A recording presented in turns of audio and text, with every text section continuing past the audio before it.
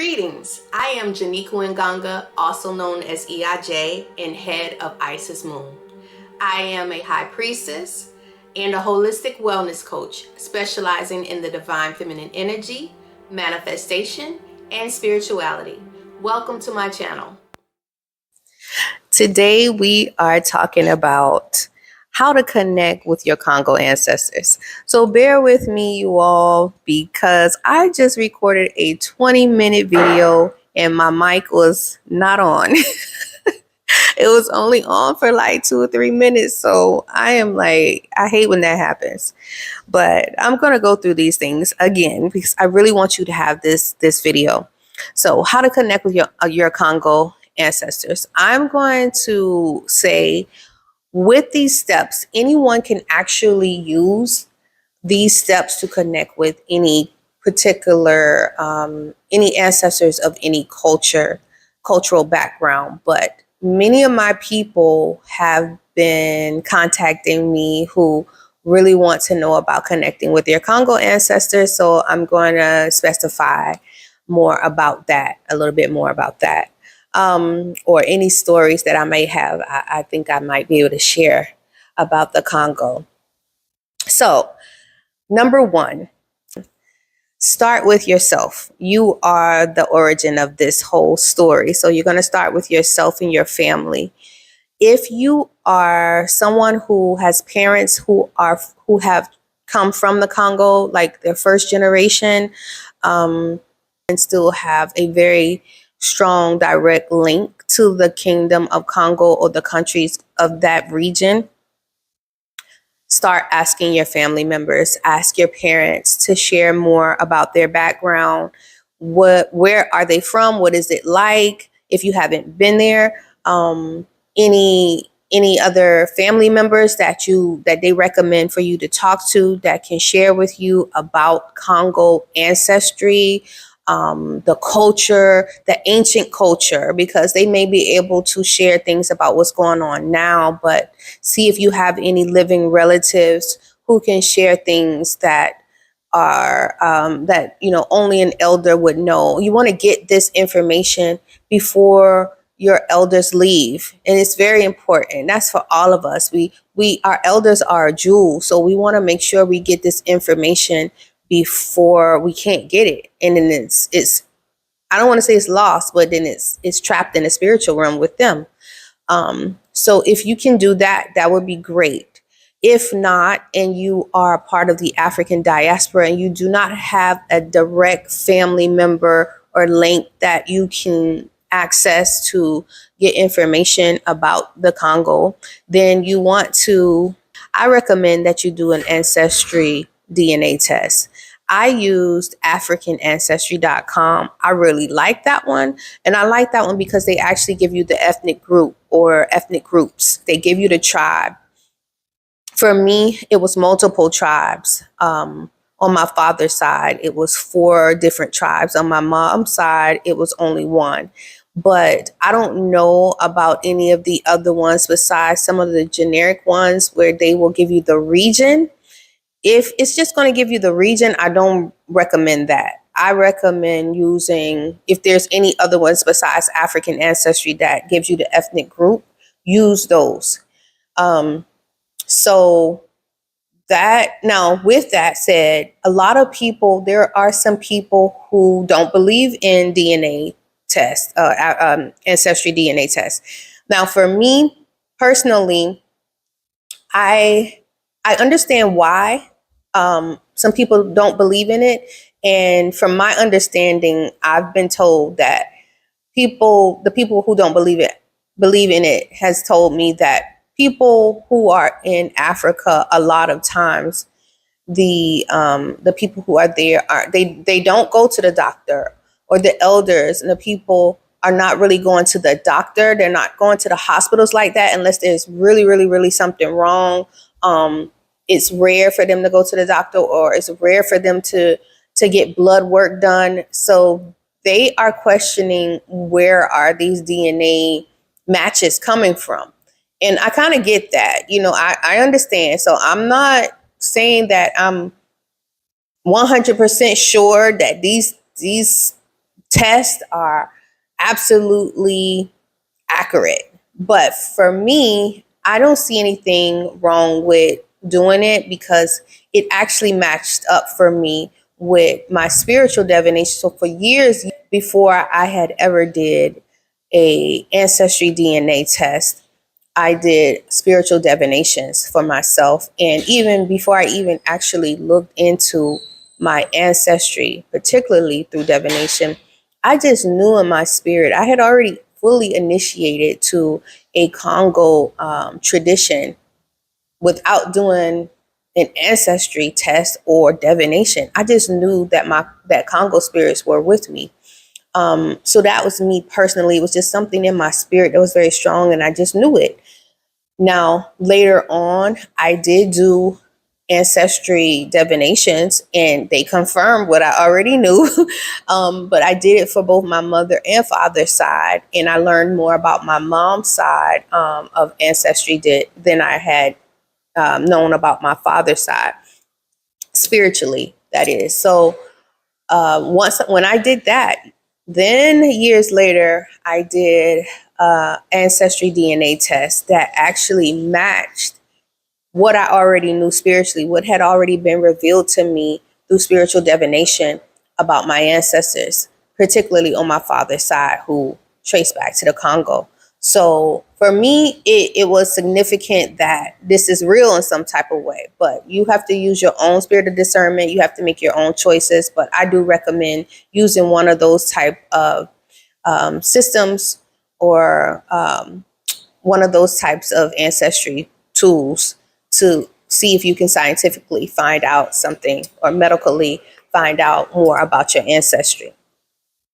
From there, if you get an ethnic group or tribes, then step number 2, which can apply to everyone, and I already spoke about it a little bit, I do suggest that you get an ancestral reading or divination from a priestess like me or another trained, experienced priest or priestess that can divine for you and give you information from the spiritual realm about your ancestors.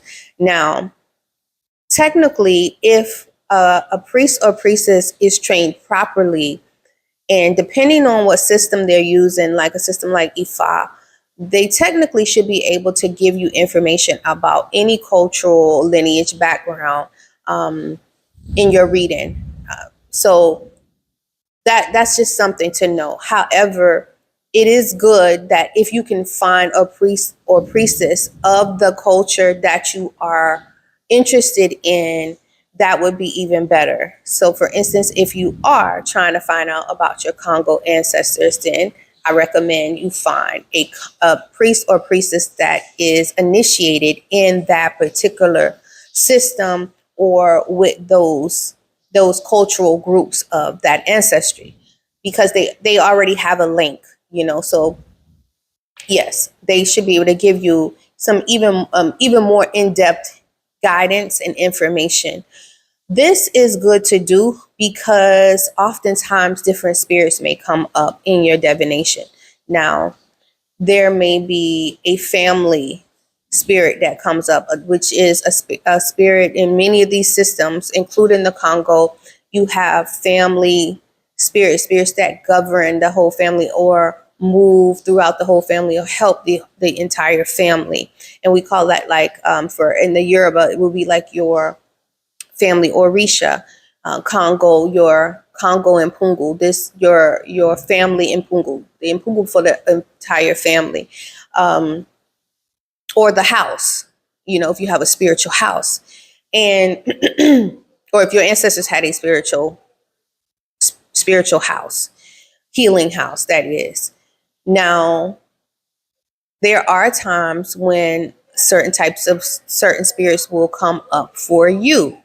Now, there are many priests and priestesses that will not give you a specific spirit until you've had a certain level of spiritual work done, or if you've gotten certain initiations. But sometimes they do come up in readings, and it's good to know because obviously, if they're coming up, they're coming up for you for a reason at that particular time.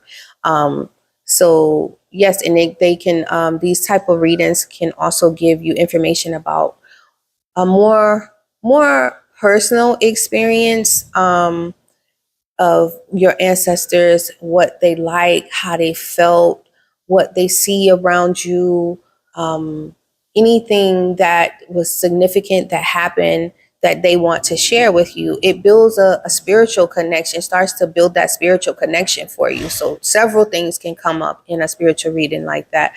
And it depends on each individual as to what comes out. The next thing I recommend, step number 3, is to build a mental rapport. Really good to build a mental rapport once you have gotten the ethnic group information, some family background if you can. You've done a spiritual reading or divination to learn some spiritual insights, because also, let me go back to number 2 with the spiritual reading. They also may talk about, your ancestors may talk about spiritual gifts, that they are empowering you with. So that's really good to know. Anything spiritually that they share during those readings is good to add to step number 3, with building your mental rapport. To build your mental rapport, you want to start studying them. So you can take the ethnic group, take whatever information you receive from your spiritual reading, like a certain spirit that comes up, and start to study and do your research. Learn about the languages, learn everything, any and everything you can learn, everything about the culture, the music, the language, the geography. Did this particular group live near the water? Were they near the river? Were they near the ocean? Did they live in the forest? Were they forest people? What kind of trade is that particular group or groups popular for? Did they have an animal totem, certain colors? Who were the prominent and significant leaders and people, kings and queens of that particular ethnic group? How was the tribes or the ethnic groups organized and structured? How did they solve problems? In the Congo, we have a term called, in particular groups of the Congo, we use a term called Mbongi.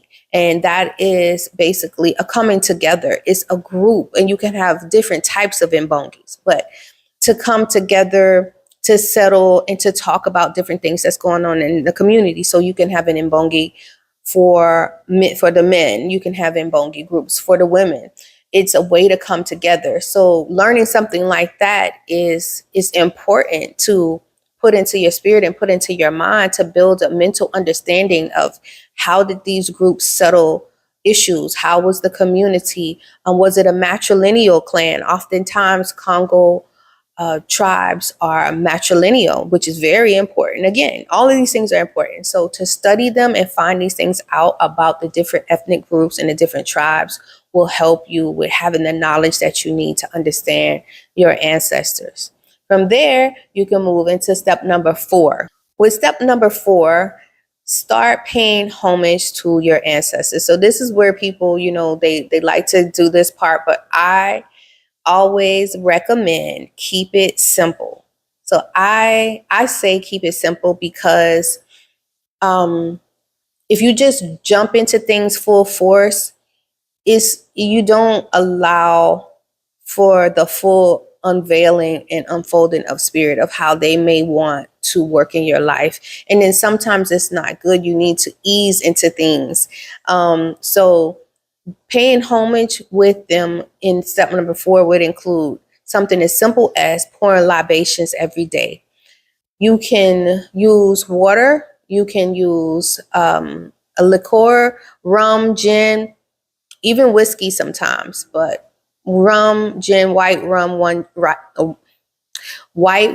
and white gin is good to use, or water, just simple water, and pour it outside or use a planted pot or flower that you can pour libations in every morning.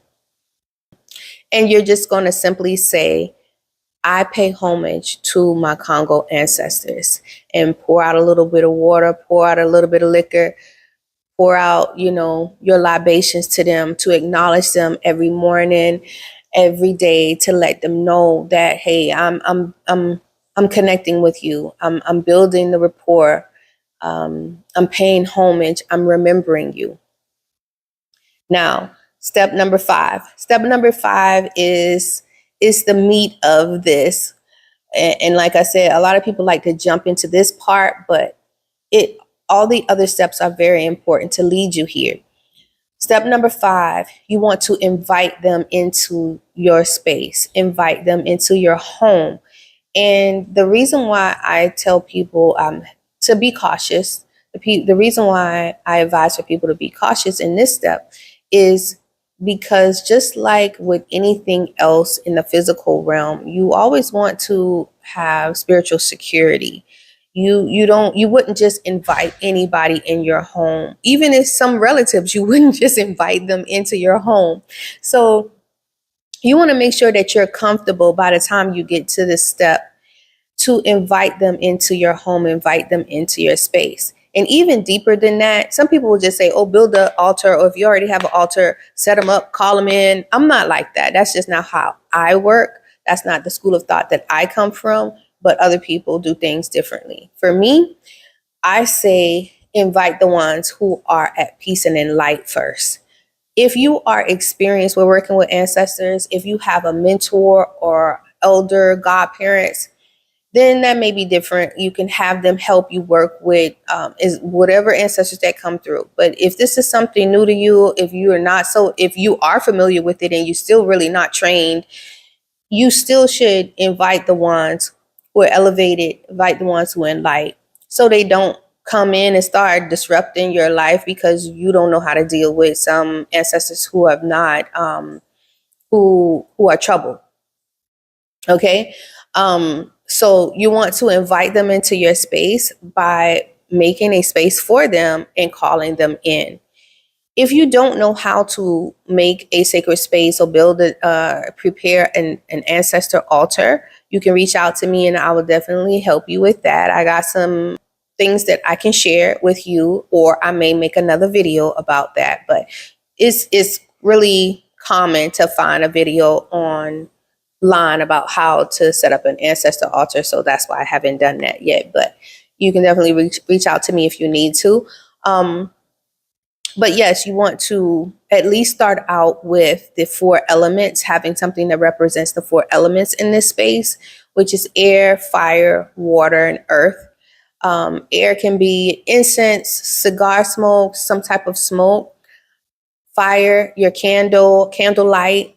Earth, a planet pot, a flower, crystal, something that represents the earth, a pot of dirt. And what am I missing? Water, a clean glass, some clean glasses of water. Now, different lineages use different numbers of glasses of water. Some traditional practices in Africa don't set it up like this. This is a more of a diaspora way setting up an ancestor altar. Let me put it that way too. So, because I like this way because it's general and you can use it for any sacred space. But yes, this is how I recommend using something from the 4 elements and having something from your studies and your research about your ancestors that you put there to symbolize them. Now you can use a certain color, like certain tribes have a color, like red is a strong color used in different Kongo tribes. So you can have a red cloth there, and a picture. If you do have family members who have passed away, and you have a direct link to getting pictures of your Kongo ancestors, you can put that there. You can put a totem there. Now, there are times when people can get a statue that represents the Kongo ancestors, their Kongo ancestors, or one of the Kongo countries. And that's cool. I like that. I have statues. But my disclaimer with that, as y'all can tell now, I have a lot of disclaimers because I'm really big on spiritual security and spiritual protection. But my disclaimer with that is make sure that if you I don't necessarily recommend that you just buy a statue online and take it and put it in your home, because these statues, especially spiritual statues, they can be infused with different types of energies and you don't know what the person who they got it from, or what they did with it and what they used it for and all this other stuff. Even if it's an ancient statue, it can still have a lot of energy still connected to it. And you don't want you don't want to bring anything in your space that's going to disrupt your life. If you have an elder or a mentor, or you are experienced yourself and you can divine on the statue to see if everything is okay, then yeah, that's fine. If not, you're a beginner, you're not so experienced, you don't really know what you're doing, I wouldn't do that. Now, if you know someone who's a carver or someone who's an artist and they're going to make you something specifically that's inspired, then yeah. Or even if they've already made it and you trust the person, the artist that you've gotten this from, a carver that you've gotten this from, you trust them, you feel like spiritually the item is clean, then that's fine. You can bring it, clean it off, smudge it, and put it in your space to represent your ancestors. So yes, you want to make this space ideally something that is, it is symbolizing them, is symbolizing your connection with them. So yeah, you're inviting them into your space. Now, it wouldn't be good for you to set this space up if you do not feel like you can maintain a relationship with your ancestors, which leads us into the next step. Step number 6.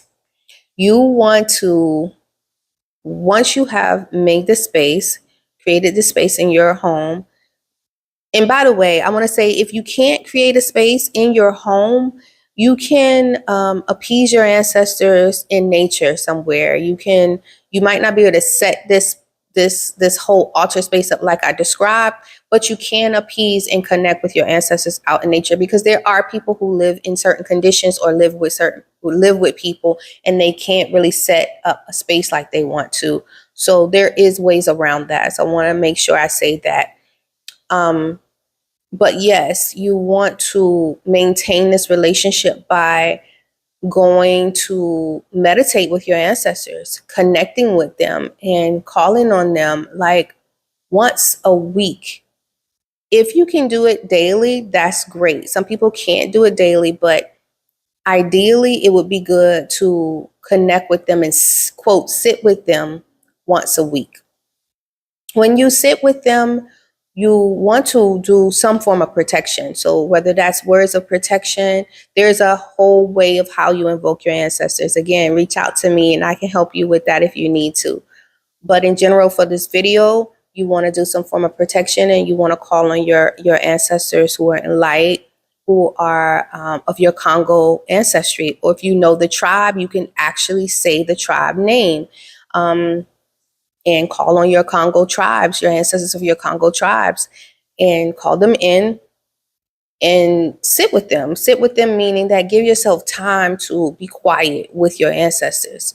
You can speak to them. You can tell them, how you feel, what it feels like connecting with them, what you want to know about them, what's going on in your life. However, it's very important to have that quiet time and just receive, meditate, allow them to connect with you. And some people who are very spiritually sensitive may start to feel sensations or know that there is presence there. So that's why I say this is just not something for you to just jump into, because this is a real thing. It's a real interactions that happen. So yes, you want to give that time, and I recommend at least 30 minutes during your time and your sessions of connecting with your ancestors. Now, number seven. Once you start doing this regularly, you've started out with pouring libations daily for a little while. You have to use your own spirit to understand, okay, now it's time to set up a space. Once you've been going to that space and connecting with them at that stage for a while, allow your ancestors to connect the dots for you. That's step number 7. Step number 7 is follow the dots, follow the steps, follow the the traces, follow the things that they are leaving for you.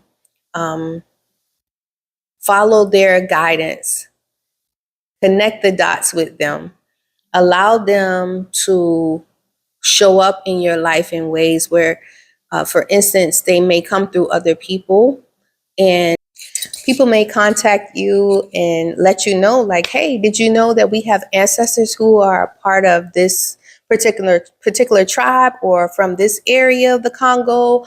Or I know someone who is taking doing a trip, a retreat, and we're going to the Congo, or there's a Congolese native that's going to be at a particular event. And you just connect the dots with them. You allow them to lead you and allow them to unfold in your life and show up. They may come up in dreams. They may come up in your dreams. They may come up in dreams of people that you know, family members, friends, with a message, really a message or symbol of something that really they start to push through there. Once you energize them by going to the space, leaving certain offerings, putting things up that symbolize them, then you're energizing them and they will start to unveil themselves for you and guide you to the next steps further afterwards. So yeah, that is a very important step to pay attention to the connection and where they are leading you from there. Sometimes they will even give you a name. And I've had instances where I was at my altar connecting with my Congo ancestors, and I got up from my altar, I picked up the Congo dictionary that I used to look through I was looking for something, and the name that they gave me, I heard a name while I was at my altar. The name that they gave me, I ended up landing on a page in the dictionary because I had no idea. I don't speak the native language, so I had no idea about what the name was that they gave me, what it meant. Even I didn't know anything about the word. I didn't even know that it was a name. But I landed on a page in a dictionary and saw the exact word spelled out, how I saw it, how I heard it. And it was I know it was totally my ancestors showing me this is important. This is you. This is who we are. That term, I'm not going to tell you all on the video to make it public, but then maybe a week later, I ended up watching a documentary about one of the prominent figures, I think it was Kimpa Vita. And the term was used in this documentary. And I later learned that this particular term is a term that's used for certain people in the Congo, certain types of leaders, and is a name of a clan, which ended up being my clan. And that's another story, but that's how they will start to unfold in your life and help you connect the dots to reveal more to you. So allow spirit to be spirit. Spirit is very fluid. It's fluid. It's like water. You have to allow it to unfold in your life and reveal itself to you in the way that it chooses to move. So yeah, let flow with spirit, allow spirit to show you, and they will. So I'm really excited about doing more videos for you all on Bûkongo. Please continue to comment, leave me messages, let me know what you all are interested in knowing about. That really helps because I want to give you content that you care about. And I'm enjoying the interaction that I'm having with my audience, with all of you all. I'm really enjoying it. It's really good. So I will continue to put out great content. I'm excited about doing the next video. And don't forget to like and share, and also look out for other classes and events that I'll be doing soon, especially for my Congo people, because y'all are showing up. Y'all showing up. Join me for a powerful online gathering designed for Congo spiritual seekers, devotees, current initiates, and descendants of the Congo legacy across the globe. This gathering is specifically targeting traditional Congo spirituality and the different branches. The leopard's return. You don't want to miss this. August 16th and 17th of this year. Click the link below in the description to find out more details and to register.